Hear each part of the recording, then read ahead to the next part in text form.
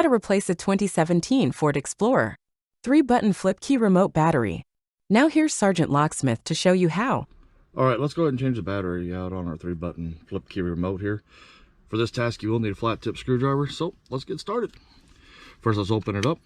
After you open it up, you'll notice where the key sits in here, the back side of the remote. This doesn't have the Ford emblem. Yours will, hopefully. If you look right in here, there's a little indentation. Push that, and you should twist a little, and she'll pop out.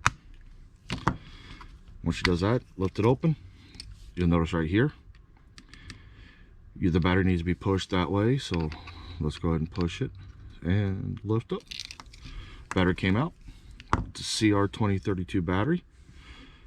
Now when you reinstall it, positive side up, put it towards that lip again, push in, push down, take your backing on there, and there you go. You did it. Thanks again for watching. Leave a comment down below, give us a thumbs up if we helped you. Have a good day.